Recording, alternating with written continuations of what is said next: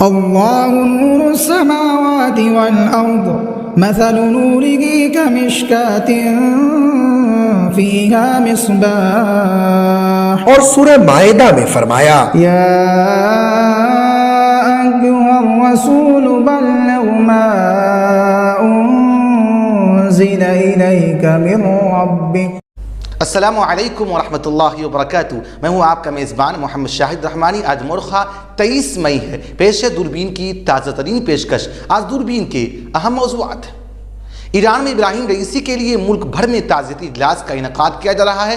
آج مشہد میں ان کی تدفین ہوگی. ابراہیم رئیسی کے انتقال کے بعد ایران میں 5 روزہ سوگ کا اعلان کیا گیا تھا. آج کی دوربین میں دیکھیے ایرانی صدر کے انتقال کے بعد کے حالات.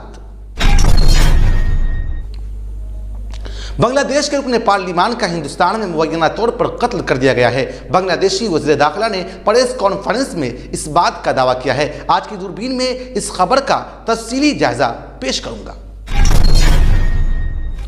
کانگریس پارٹی کا کہنا ہے کہ انڈیا اتحاد کی حکومت بننے پر مدانی مہا گھوٹالہ کی تحقیقات GPC کے ذریعے کرائے جائیں گے. مدانی گھوٹالہ کیا ہے؟ پورا معاملہ تفصیلات میں سمجھیے.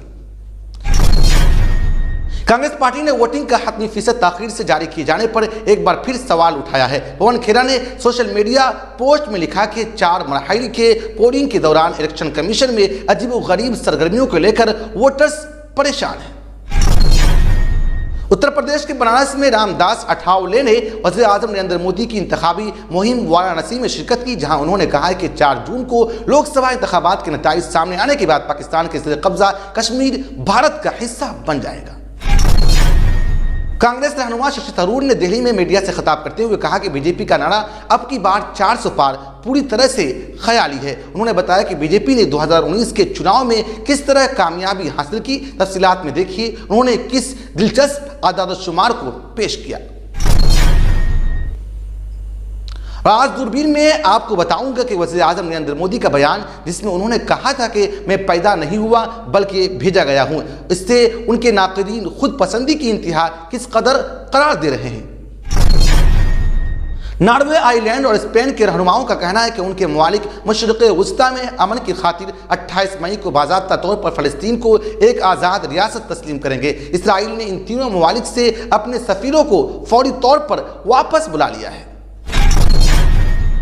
آج دوربین میں آپ یہ بھی دیکھیں گے کہ غزہ کی قیدی اسرائیلی ہسپتال میں کس حالت میں ہیں. انہیں کس طرح ہاتھوں میں ہتھکڑی، آنکھوں پر پٹی اور برہنہ رہنے پر مجبور کیا جا رہا ہے. وراٹ کوہلی کو احمد آباد میں دھمکی ملی. بنگلور نے پریکٹس میچ اور پریس کانفرنس کو رد کر دیا ہے. 4 افراد کو گرفتار کیا گیا ہے. آپ ہمیں YouTube پر دیکھنے کے علاوہ ہمارے تمام سوشل میڈیا پیجز پر بھی فالو کر سکتے ہیں. آپ فکر و نظر اردو کا پروگرام دوربین دیکھ رہے ہیں.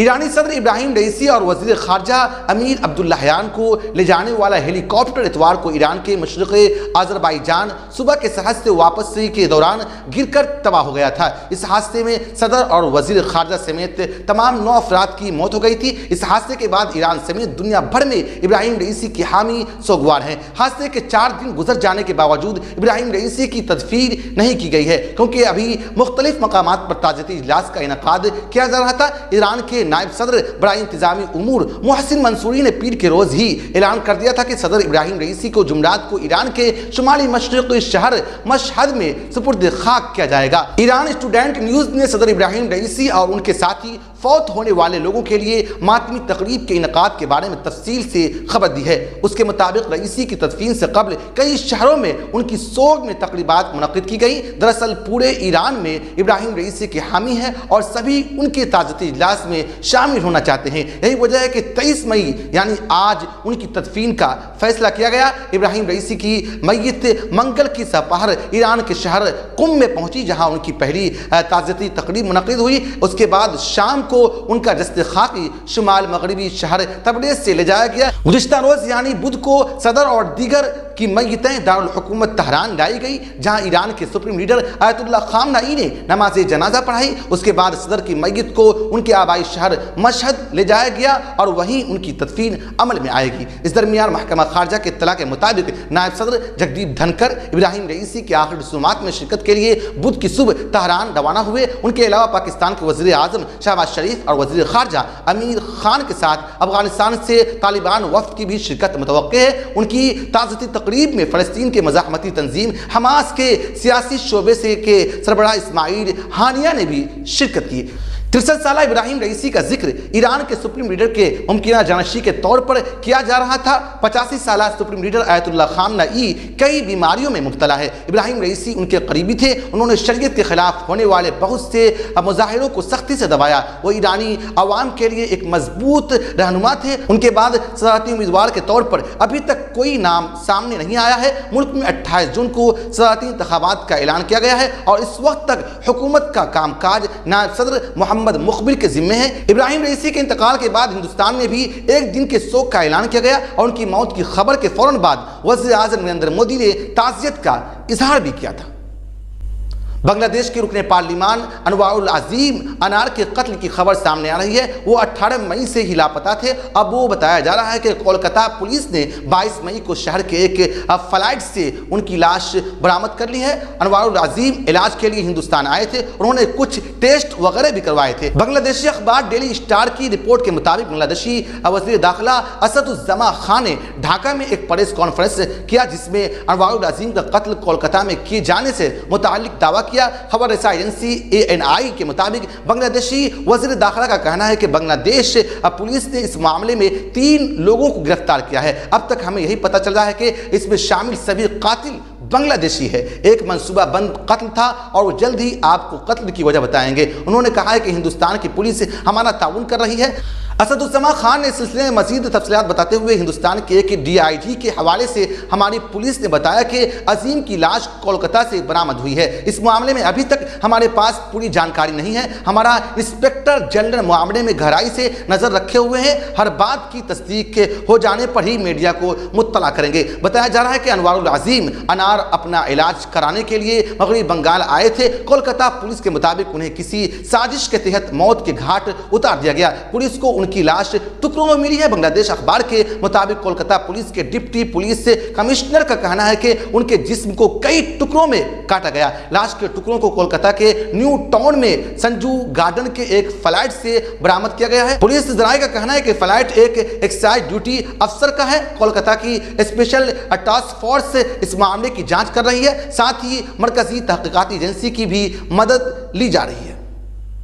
कांग्रेस के जनरल सेक्रेटरी जयराम रमेश ने 22 मई 2024 को कहा है कि आम इंतखाबात में इंडिया इत्तेहाद बेहतर कारकर्दगी का मुजाहिरा करता नजर आ रहा है। मुदानी घोटाले के सिलसिले में इंकशाफात का टेम्पो भी रफ्तार पकड़ रहा है। जयराम रमेश ने एक्स पर लिखा, मुदानी महाघोटाले के सिलसिले में आज होने वाला इंकशाफ पर हमारा बयान, टेम्पो की रफ्तार बढ़ती जा रही है। बहुत जल्द एक JPC से उनकी पूरी तरह से तहकीकात कराई जाएगी। जयराम रमेश ने एक बयान जारी करते हुए कहा कि अडानी के एक कारनामे को लेकर फाइनेंशियल टाइम्स अखबार में मुनज़्ज़म जराइम और बदउनवानी रिपोर्टिंग प्रोजेक्ट के एक तफ्तीशी रिपोर्ट शाये हुई है। इसमें पाया गया है कि 2014 में अडानी की कंपनी ने इंडोनेशिया से सस्ते दामों का नाकिस क्वालिटी का कोयला खरीद कर उसे 3 गुना दामों पर अवामी शोबे से Tamil Nadu generation and distribution corporation को बेच दिया। अडानी ने ऐसा करके 3000 करोड़ रुपए का इजाफा मुनाफा कमाया है। जयराम रमेश ने कहा है कि अगले महीने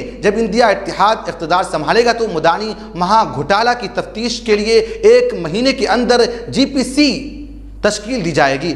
कोयले की ओवर इनवाइसिंग 20,000 करोड़ गैर कानूनी रुपये की अडानी की कंपनियों को 20,000 करोड़ रुपये की गैर कानूनी मुंतकली, जिस तरह से मोदी हुकूमत ने हिंदुस्तानी कारोबारों को अपने असासे अडानी को फरोख्त करने पर मजबूर किया और वज़ीर आज़म की करीबी लोगों को माला माल करने के लिए बिजली का रुख हिंदुस्तानी सारिफीन की तरफ मोड़ दिया। बिलों और हवाई अड्डे के चार्ज की शक्ल में होने वाली लागत की छानबीन की जाएगी। अडानी को फराहम किए गए हर फायदे और उसकी हर बदउनवानी की मुकम्मल छानबीन की जाएगी।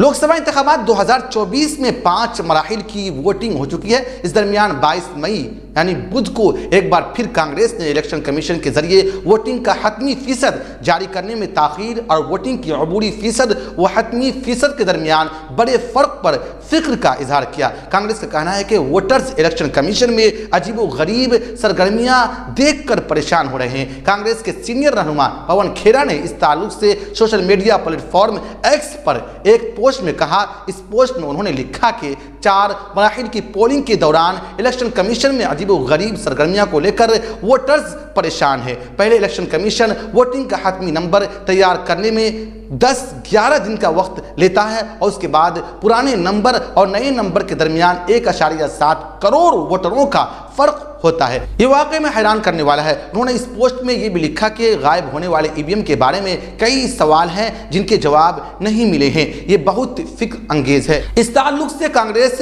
जनरल सेक्रेटरी जयराम रमेश ने भी एक पोस्ट किया है। उन्होंने लिखा है कि मजमूई तौर पर 1.07 करोड़ का फर्क हर एक लोकसभा सीट में 28,000 वोट के इजाफे को जाहिर करता है। ये बहुत बड़ा नंबर है। साथ ही जयराम रमेश ने यह भी सवाल किया कि खामी उन रियासतों में सबसे ज्यादा है जहां बीजेपी को कसीर सीटों का नुकसान होने का अंदेशा है। ये क्या हो रहा है?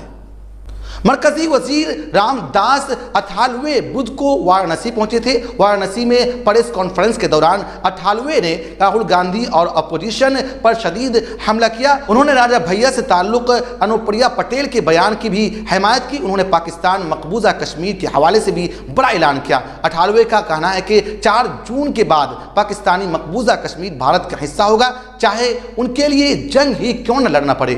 गौरतलब यह है कि रामदास अठालवे बुध को वज़ीर आज़म नरेंद्र मोदी की इंतखाबी मुहिम के लिए वाराणसी पहुंचे थे। कांग्रेस के रुकने पार्लिमान शशि थरूर ने भारतीय जनता पार्टी यानी बीजेपी के नारे की अब की बार 400 पार को मुकम्मल तौर पर ख्याली करार दिया। उन्होंने कहा कि 2019 के आम इंतखाबात से कबल पुलवामा अस्करियत पसंदाना हमले के बाद बालाकोट फिजाई हमले की वजह से बीजेपी की कई रियासतों में ज्यादा से ज्यादा सीटें मिली थी। दिल्ली में एक प्रेस कॉन्फ्रेंस से खिताब करते हुए कांग्रेस रहनुमा ने कहा कि पिछले इलेक्शन में मोदी हुकूमत की माशी नाकामियों पर लड़ाना जाना था वो कौमी सलामती में तब्दील हो गया। कांग्रेस रहनुमा ने कहा कि 2024 के लोकसभा इंतखाबात के लिए वोटिंग के 5वें मराहिल के इख्तिताम के बाद तमाम 11 रियासतों में गुज़िश्ता इंतखाबात के नताइज को दोहराना नामुमकिन है, जहां बीजेपी ने अक्सरियत से कामयाबी हासिल की थी और ये पहले ही वाज़ेह तौर पर नजर आ रहा है। उन्होंने कहा है कि बीजेपी की घर में वोटिंग कम हो रही है और वोटिंग की आदत और शुमार में नुमाया कमी देखी गई है। यह हमारा एतमाद मजीद बढ़ गया है। आपको बता दें कि 6ठे मरहले में दिल्ली में 25 मई को वोटिंग होगी। वोटिंग के पहले 5 मरहलों की वोटिंग 19 अप्रैल, 26 अप्रैल, 7 मई, 13 और 20 मई को होनी थी। साथ ही वोटिंग के अगले 2 राउंड 25 मई और 1 जून को होंगे। वोटों की गिनती और नताइज का ऐलान 4 जून को किया जाएगा। इंडिया के वज़ीर आज़म नरेंद्र मोदी के इंटरव्यू का एक हिस्सा बुध की सुबह से वायरल हो रहा है, जिसमें वो कहते हैं कि वह हयातियाती तौर पर पैदा नहीं हुए बल्कि उन्हें किसी खास मकसद के लिए भेजा गया है। ये इंटरव्यू इंडिया के मारूफ टीवी एंकर रूबिका लियाकत के एक हफ्ते पुराने इंटरव्यू का हिस्सा है, जिसमें वज़ीर आज़म नरेंद्र मोदी बज़ाहिर इंडिया के शुमाल शहर वाराणसी यानी वाराणसी में एक कश्ती पर सवार और उनसे अपने कैरियर, हिज़्ब इख्तिलाफ और मुसलमानों पर बात करते नजर आ रहे हैं। लेकिन उनके इंटरव्यू का यह हिस्सा एक ऐसे वक्त में सामने आया है जब 7 मरहलों में होने वाले आम इंतखाबात का 5वां मरहला मुकम्मल हो गया है और महज 2 मरहले बाकी है, जिसमें 25 मई और 1 जून को वोट डाले जाएंगे, जबकि नताइज का ऐलान 4 जून को होगा। सोशल मीडिया पर लोग उसे खुद पसंदी की इंतहा कर रहे हैं, तो कोई ये कह रहा है कि अगर तीसरी बार वो जीत गए तो वो अपने आप को खुदा होने का ऐलान करेंगे। इस पर माहिरीन समाजियात और सियासियात के आरा जानिए या सोशल मीडिया के मुबाहसे पर नजर डालने से पहले आइए देखते हैं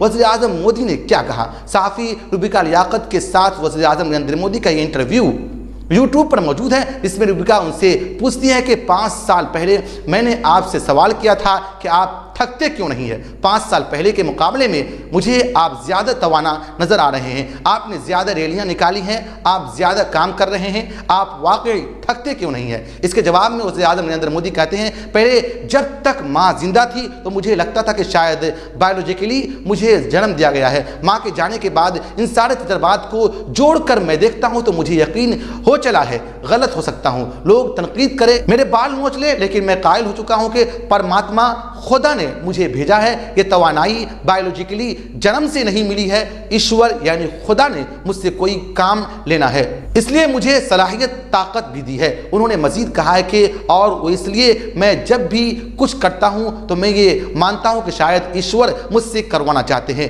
میں ایشور کو دیکھ نہیں سکتا، سو میں بھی ایک پجاری ہوں، میں بھی ایک بھگت ہوں، تو میں 140 کروڑ ملک کے باشندوں کو ایشور کا روپ مان کر چلتا ہوں، میرے لیے وہی بھگوان ہے۔ دہلی کے تحقیقاتی ادارے CSDS میں اسسٹنٹ پروفیسر ہلال احمد نے BBC سے بات کرتے ہوئے کہا کہ وزیر اعظم مودی ایک بہت ہی زیرک اور ہوشیار سیاستداں ہیں جنہیں سب سے آپ اس قسم کی حمایت کی امید نہیں کر سکتے۔ انہوں نے کہا ہے کہ وہ لوگوں کو حیران کرنے کا بہتر ہنر جانتے ہیں اور وہ انتخابی مہم میں انہوں نے روحانیت کا عنصر شامل کر کے حیرت میں ڈالنے کا کام کیا۔ مودی نے اپنے بیان میں کہا ہے کہ میرے بال نوچ لیں گے، یعنی وہ اس پر حزب اختلاف کی جانب سے رد عمل چاہتے ہیں تاکہ بچے ہوئے 2 مرحلے میں اپنے ووٹرز کو متوجہ کر سکے۔ انہوں نے مزید کہا کہ BJP کی انتخابی مہم ایک پروفیشنل سیاسی پارٹی کی مہم ہے، جس وقت سے اس کا منشور آیا ہے اس میں گرافک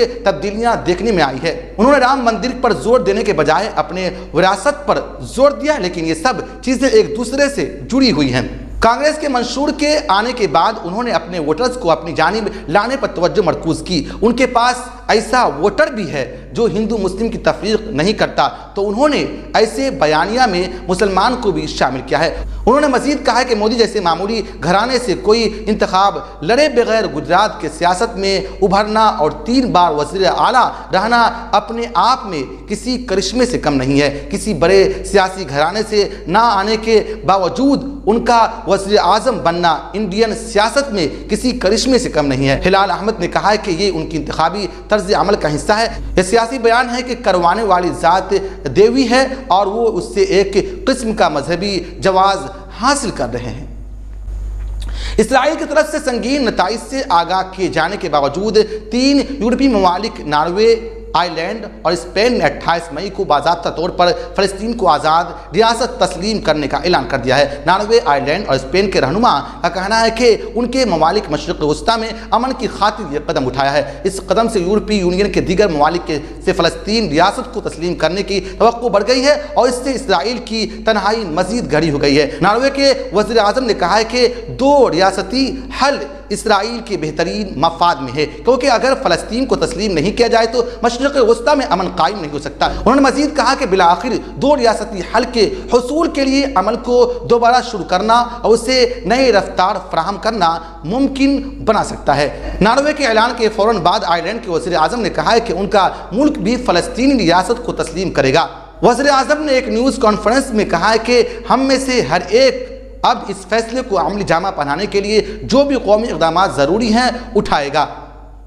وزیر اعظم نے مزید کہا ہے کہ مجھے یقین ہے کہ آنے والے ہفتوں میں مزید ممالک اس اہم قدم کو اٹھانے میں ہمارا ساتھ دیں گے۔ ہسپانوی وزیر اعظم نے کہا ہے کہ ان کا بھی ملک 28 مئی کو فلسطینی ریاست کو تسلیم کر لے گا۔ سنیچر سے فلسطینی ریاست کو تسلیم کرنے کے لیے ساتھ ساتھ غزہ میں ممکنہ جنگ بندی کی کوششوں کے یہ کئی ماہ یورپی اور مشرقی وسطیٰ کے ممالک کا دورہ بھی کیا ہے۔ ہسپانوی وزیر اعظم نے یہ بھی کہا ہے کہ ہم جانتے ہیں کہ یہ اقدام فلسطین میں ضائع ہونے والی زندگی کو واپس نہیں لا سکتی، لیکن ہم سمجھتے ہیں کہ اس سے فلسطین کو 2 چیزیں وقار اور امید ملیں گے جو ان کے حال اور مستقبل کے لیے بہت اہم ہے۔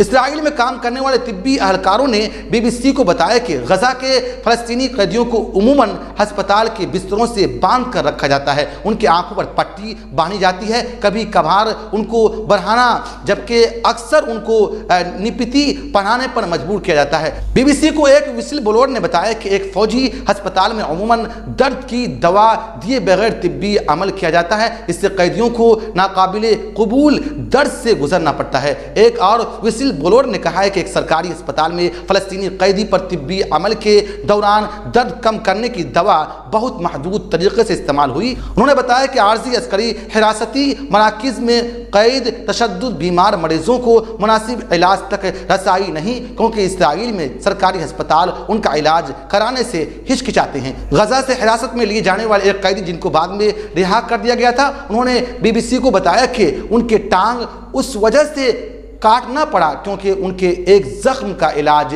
نہیں کرایا گیا تھا۔ اسرائیلی فوج نے کہا ہے کہ حراستی مراکز میں قیدیوں سے مناسب اور محتاط سلوک کیا جاتا ہے۔ یہ اسپتال اسرائیلی وزیر صحت نے خصوصی طور پر غزہ کے قیدیوں کے علاج کے لیے قائم کیا تھا جب چند سرکاری ہسپتالوں اور طبی عملے نے حماس کی جانب سے عملے کے بعد فلسطینی جنگجوؤں کا علاج کرانے سے معذرت کر لی تھی۔ تب سے اسرائیلی فوجیوں نے غزہ سے کافی بڑی تعداد میں لوگوں کو پوچھ گچھ کے لیے انہیں فوجی اڈے پر منتقل کیا جاتا ہے۔ جن لوگوں پر حماس کی جانب سے لڑنے کا شک ہوتا ہے ان کو حراستی مراکز میں بھجوا دیا جاتا ہے، جبکہ کچھ کو رہا کیا جاتا ہے۔ ان مریضوں کو ٹائلٹ استعمال کرنے کی اجازت دینے کے بجائے نپیتی پہننے پر مجبور کیا جاتا ہے۔ اسرائیلی فوج کے مطابق نپیتی کا استعمال صرف ان قیدیوں کے لیے کیا جاتا ہے جن کے نقل و حرکت طبی وجوہات کے بنا پر محدود ہو چکی تھی۔ وہ کہتے ہیں فوج مریضوں کو 100% کسی بچے کی طرح رکھتے ہیں۔ آپ کو ہتھکڑی لگی یا آپ ڈائپر پہنے ہوئے ہیں، آپ کو پانی کی ہر چیز کی ضرورت ہے، یہ غیر انسانی ہے۔ ڈاکٹروں کا کہنا ہے کہ ایسے مریض کو بھی جن کی ٹانگیں کٹ چکی تھی بستر سے باندھا گیا۔ گزشتہ روز IPL 2024 کا سیمی فائنل میچ کھیلا گیا، لیکن اس سے ٹھیک پہلے وراٹ کوہلی کو احمد آباد میں دھمکی ملی، جس کی وجہ سے RCB نے اپنا واحد پریکٹس میچ رد کر دیا۔ اس کے علاوہ میچ سے پہلے ہونے والے پریکٹس کانفرنس کو بھی منسوخ کر دیا۔ اس بات کا انکشاف ایک رپورٹ میں ہوا۔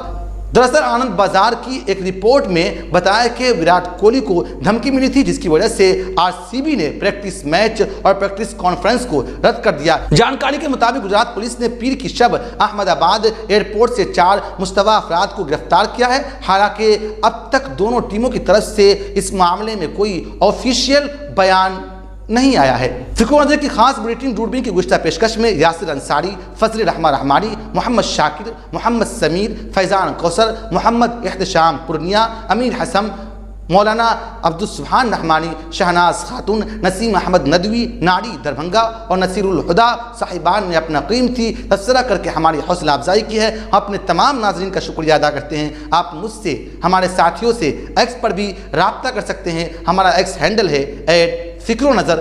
شکریہ۔